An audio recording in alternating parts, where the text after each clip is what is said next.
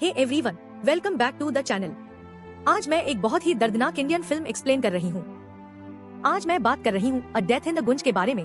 यह 2016 की फिल्म है जिसकी कहानी 1979 में एंग्लो इंडियन टाउन मैक्लस्कीगंज में सेट है, जहाँ एक फैमिली हॉलिडे होता है जो आखिर में एक ट्रेजेडी में खत्म होता है। यह सिर्फ एक दुखद कहानी नहीं है, बल्कि उससे भी ज्यादा असहज करने वाली कहानी है। एक धीमी, सटीक और बहुत ही इंसानी कहानी जिसमें एक जवान लड़का धीरे धीरे उन्हीं लोगों की वजह से टूट जाता है जो उसके सबसे करीब होते हैं, और उन्हें कभी एहसास ही नहीं होता कि वे उसके साथ क्या कर रहे हैं। ऑलराइट, चलिए स्टोरी शुरू करते हैं। दो आदमी, नंदू और ब्रायन, एक कार के खुले ट्रंक के पास खड़े हैं और अंदर रखी एक लाश को देख रहे हैं। वे धीमी और तनाव भरी आवाज में बात कर रहे हैं, समझने की कोशिश कर रहे हैं कि अब क्या किया जाए। वे लोग मुर्दाघर के सामने से कार लेकर निकलते हैं। पीछे की सीट पर तीसरा व्यक्ति बैठा है, एक जवान लड़का जिसका नाम शुटू है, चुप और शांत, और पीछे की खिड़की से सड़क को देख रहा है। अभी हमें नहीं पता कि ट्रंक में किसकी लाश है। अभी हमें यह भी नहीं पता कि उसे एक हफ्ते में क्या हुआ जिसने उन्हें इस पल तक पहुंचाया। फिर फिल्म 7 दिन पीछे जाती है और दिखाती है कि यह सब कैसे हुआ। एक हफ्ता पहले परिवार कलकत्ता से मैक्लस्कीगंज आता है। शहर के लोग एक ऐसे घर में पहुंचते हैं जो एक ऐसे कस्बे में है जो जैसे समय से थोड़ा बाहर रह गया हो। मैक्लस्कीगंज एक एंग्लो इंडियन बस्ती है, पुरानी और धीमी, जंगल से घिरी हुई और एक ऐसी खामोशी से भरी हुई जहां से दुनिया काफी आगे बढ़ चुकी है।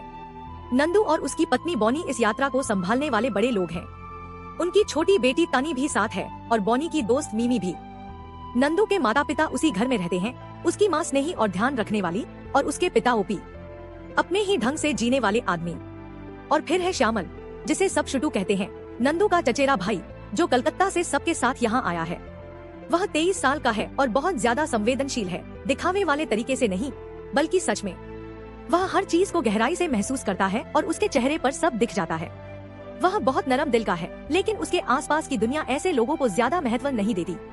वह कभी स्कूल का टॉपर था, पढ़ाई में बहुत तेज, परिवार का गर्व, लेकिन अभी अभी वह अपने कॉलेज के एग्जाम में फेल हो गया है और यह नाकामी उसके ऊपर एक और भारी बोझ के साथ बैठी हुई है। उसके पिता की हाल ही में मौत हुई है। उस दर्द का दुख अभी ताजा है और शुटू उसे ऐसे अपने अंदर लेकर घूम रहा है जैसे कोई दुख तब लेकर चलता है जब आसपास के लोग मान लेते हैं कि अब आगे बढ़ जाना चाहिए। परिवार में उसका सबसे करीबी साथी तानी है, नंदू की छोटी बेटी, एक बच्ची जो उसे बिना किसी जजमेंट के देखती है, बिना उम्मीदों के। और नंदू की माँ ही घर में इकलौती बड़ी है जो सच में शुटू को प्यार से देखती है, जिन्हें महसूस होता है कि वह सिर्फ एग्जाम में फेल होने की वजह से नहीं बल्कि उससे ज्यादा किसी बात से परेशान है। बाकी सब लोग शुटू को बस एक मौजूद चीज की तरह लेते हैं। वह है, किसी को नुकसान नहीं करता, लेकिन थोड़ा अजीब और मजाक जैसा लगता है। थोड़ी देर बाद जब परिवार वहाँ सेट हो जाता है, नंदू के 2 दोस्त आते हैं, विक्रम और ब्रायन। विक्रम की हाल ही में सगाई हुई है और वह उसी खुशी वाले अंदाज में आता है, तेज, आत्मविश्वास से भरा और ऐसे जैसे हर जगह उसी की हो। विक्रम हर उस चीज का उल्टा है जो शुटू है। वह मजबूत है, सब पर हावी रहने वाला, और हर कमरे में ऐसे चलता है जैसे वह उसी का हो। जहाँ शुटू नरम है वहाँ विक्रम आक्रामक है। जहाँ शुटू रुककर सोचता है वहाँ विक्रम सीधे काम करता है। ये दोनों इस दुनिया में एक नौजवान के 2 बिल्कुल अलग तरीके दिखाते हैं, और इस छुट्टी पर आए लोगों की दुनिया साफ तौर पर एक को ज्यादा पसंद करती है और दूसरे को नहीं। ब्रायन विक्रम जितना तेज और शोर करने वाला नहीं है। वह थोड़ा शांत है, ज्यादा देखने समझने वाला है, लेकिन वह विक्रम के साथ ही रहता है और उसी के साथ ग्रुप की हर चीज में शामिल होता है। इस छुट्टी का माहौल जल्दी ही साफ हो जाता है। एक अंदर का ग्रुप है, नंदू, बॉनी, विक्रम, ब्रायन, मीमी, और फिर शुटू है जो इस ग्रुप की गर्मजोशी के किनारे पर रहता है, लेकिन पूरी तरह उसका हिस्सा नहीं बन पाता। वह शारीरिक रूप से शामिल है, वह उसी घर में है, उसी टेबल पर बैठता है, उन्हीं जगहों पर घूमने जाता है, लेकिन भावनात्मक रूप से वह बाहर है। मजाक उसी पर बनते हैं, शरारतें उसी के साथ होती हैं। सब लोग हंसते हैं और ज्यादातर हंसी की वजह शुटू होता है, हंसी में शामिल होने वाला नहीं। कोई भी इस घर में शुटू को दुख देने के इरादे से नहीं आया, बस वे उसे सच में देखते ही नहीं, ऐसे नहीं देखते जैसे वह भी एक इंसान है जिसके अंदर भी भावनाएं हैं और जिसे लापरवाही से चोट लग सकती है। हफ्ता वैसे ही बीतता है जैसे छुट्टियां बीतती हैं। खाना, बातें, घूमना और एक ही घर में साथ रहने से जो अपनापन बनता है वही सब चलता रहता है। लेकिन इस सब के बीच शुटू छोटी छोटी चोटें अपने अंदर जमा करता रहता है और आसपास किसी को पता भी नहीं चलता। ग्रुप जो खेल खेलता है उनमें भी बहुत कुछ दिखता है। कबड्डी का मैच होता है, ऐसा खेल जिसमें धक्का मुक्की होती है, और खेल उतना ही ज्यादा रफ हो जाता है जितना तब होता है जब किसी को यह समझ नहीं आता कि खेल और ज्यादा आक्रामक होने के बीच की लाइन कहाँ है। विक्रम, जिसे नरम या झिझकने वाले लोगों से ज्यादा धैर्य नहीं है, बहुत जोर से खेलता है और खासकर शुटू के साथ और ज्यादा सख्ती करता है। शुटू को चोट लगती है, बात वहीं खत्म हो जाती है, बस खेल था, ऐसा हो जाता है, किसी का बुरा इरादा नहीं था। लेकिन यह बात नोट हो जाती है। शुटू इसे अपने अंदर रख लेता है, उस पूरे हफ्ते की उन सारी छोटी बड़ी बातों के साथ जो उसे बार बार बता रही हैं कि इस दुनिया में उसकी जगह कहाँ है। और फिर है मीमी। शुटू उसकी तरफ खिंचने लगता है, वह उसे देखता है, उससे बात करता है और मीमी जो थोड़ा ध्यान उसे देती है वह शुटू को बहुत बड़ा लगता है, जैसे कोई उसे सच में देख रहा हो, जैसे पहली बार किसी अपनी उम्र के इंसान से जुड़ने का मौका मिला हो। दोनों एक साथ सोते हैं। शुटू के लिए यह बहुत मायने रखता है, वह सच में उससे लगाव महसूस करने लगता है और खुद को इतना कमजोर बना देता है कि वह किसी को दिल से चाहने लगता है, जबकि सामने से वैसी भावना नहीं है।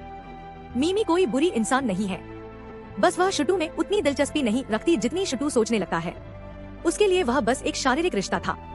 उसका असली आकर्षण विक्रम की तरफ है, वही आत्मविश्वासी, हावी रहने वाला आदमी जो हर जगह छा जाता है, और वह यह बात छुपाती भी नहीं।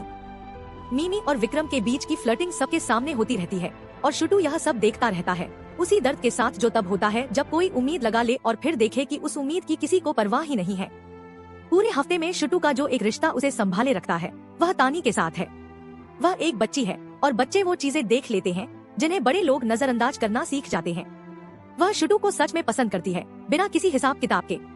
वह उसके पास आती है, उसके साथ खेलती है और उसके साथ रहते हुए शुटू बिना डर के, बिना दिखावा किए, जैसा है वैसा रह सकता है। लेकिन एक दिन दोपहर को शुटू तानी के साथ समय बिताने के बजाय मीमी को मोटरसाइकिल पर घुमाने ले जाता है। यह एक छोटी सी बात है, ऐसी बात जो कोई भी बड़ा इंसान कर सकता है, लेकिन तानी इसे अपने लिए ठुकराया जाना समझती है। जब शुटू और मीमी वापस आते हैं तो पता चलता है कि तानी घर से भाग गई है।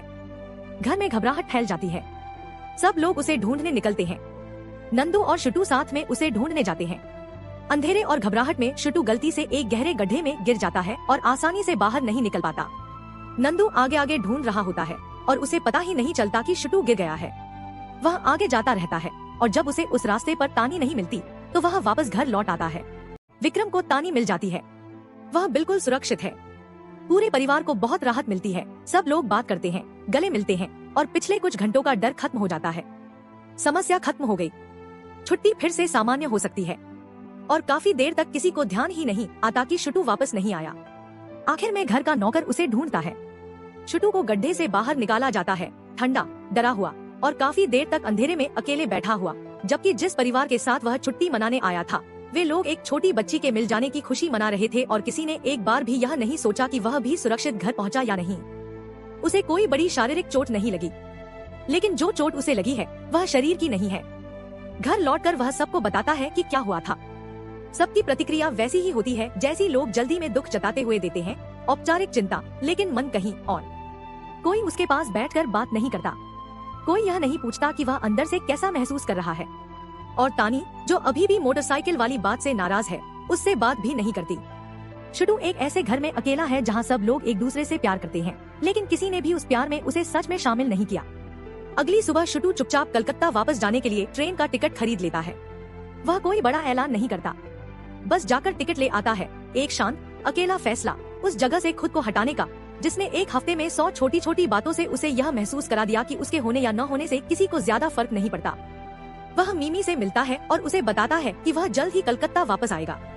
वह यह बात ऐसे कहता है जैसे उसके अंदर कहीं हल्की सी उम्मीद अभी भी है कि जो उनके बीच हुआ वह सिर्फ इस छुट्टी तक सीमित नहीं रहेगा, कि शायद उसका कोई मतलब था, कि शायद आगे भी उनके बीच कुछ रह सकता है।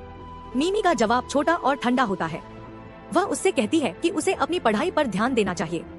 यह वही बात होती है जो आप किसी ऐसे इंसान से कहते हैं जिसे आप अपने बराबर नहीं समझते, ऐसी सलाह जो किसी इंसान को उसकी असफलताओं तक सीमित कर देती है, बजाय उसके असली एहसास को समझने के। शुटू बाहर चला जाता है। इसके बाद जो होता है वह फिल्म का सबसे दर्दनाक हिस्सा है, और दर्द इसलिए है क्योंकि कुछ भी असामान्य नहीं होता। दोपहर बिल्कुल सामान्य है, सब लोग बाहर हैं, धूप अच्छी है, माहौल हल्का है और सब लोग उसी आरामदायक गर्मजोशी में हैं जो उन लोगों के बीच होती है जो एक दूसरे के साथ सच में जुड़े होते हैं। नंदू और बॉनी, विक्रम और मीमी जो आसानी से एक दूसरे की तरफ खिंचते रहते हैं। शुटू बस देखता रहता है। ओपी, जो नंदू के पिता हैं, शुटू को अपने पास बुलाते हैं। वह उसे अपनी पुरानी बंदूक चलाना सिखाना चाहते हैं, बहुत पुरानी देहाती सी बंदूक जिसे ओपी बड़े गर्व से संभालते हैं। जैसे कोई चीज जो उनके पास सालों से है। ओपी उसे खड़े होने का तरीका बताते हैं, बंदूक पकड़ने का तरीका बताते हैं, ट्रिगर कैसे दबाना है यह सिखाते हैं। लेकिन शुटू का ध्यान पूरा वहाँ नहीं है। उसकी नजर बार बार मिमी और विक्रम की तरफ चली जाती है, उस फ्लर्टिंग की तरफ जो सबके सामने हो रही है, उस सच की तरफ कि वह वैसा नहीं है और उसके पास वैसा कुछ नहीं है। वह अपने आसपास के लोगों को देखता है, सब हंस रहे हैं, सब चल रहे हैं, सब किसी न किसी के हैं। शुटू ओपी के हाथ से बंदूक ले लेता है, धीरे नहीं जोर से। अचानक हुई इस हरकत से दोपहर का शांत माहौल टूट जाता है और सब लोग उसकी तरफ मुड़कर देखते हैं। वह बंदूक ताने खड़ा है, पहले ओपी की तरफ, फिर धीरे धीरे बाकी लोगों की तरफ घुमाता है। जो हल्की फुल्की खुशी का माहौल था वह पूरी तरह खत्म हो जाता है। सब लोग जम जाते हैं, कोई समझाने की कोशिश करता है, कोई मनाने की, कोई सही शब्द ढूंढने की। सब डर गए हैं, सब उलझन में हैं, क्योंकि जिस शुटू को वे जानते थे वह शांत, सीधा, थोड़ा अजीब सा लड़का, वह यह आदमी नहीं हो सकता जो उनके सामने बंदूक लेकर खड़ा है। सब लोग उसे समझाने की कोशिश करते हैं, कहते हैं बंदूक नीचे रख दो, कहते हैं सब ठीक है, जो भी परेशानी है ठीक हो जाएगी, बस बंदूक नीचे रख दो। वे वही बातें कह रहे हैं जो लोग तब कहते हैं जब उन्हें असल में पता ही नहीं होता कि सामने वाले के अंदर क्या चल रहा है, क्योंकि उन्होंने कभी इतना ध्यान दिया ही नहीं कि समझ सके। शुटू उनकी बातें सुनता है, वह सबको देखता है। अब सब उसे देख रहे हैं, पहली बार सब उसकी तरफ देख रहे हैं। और फिर वह बंदूक घुमा देता है। वह बंदूक अपनी ठुड्डी के नीचे रखता है और गोली चला देता है। फिल्म इसके बाद का हिस्सा वैसे नहीं दिखाती जैसे आम फिल्में दिखाती हैं। यह लंबा रोना धोना, चिल्लाना या परिवार का दुख दिखाने में समय नहीं लगाती। फिल्म हमें फिर वही पहला सीन दिखाती है। नंदू और ब्रायन गाड़ी के पीछे खड़े हैं, मुर्दा घर के बाहर। गाड़ी के डिक्की में जो लाश थी वह शुटू की थी। वे गाड़ी चलाते हैं और पीछे की सीट पर शुटू का साया बैठा है, शांत, चुप, सड़क को पीछे जाते हुए देखता हुआ। फिल्म के आखिरी क्रेडिट उसी नजर से चलते हैं, जैसे शुटू पीछे मुड़कर देख रहा हो, उस सबको जो अब हमेशा के लिए पीछे छूट गया।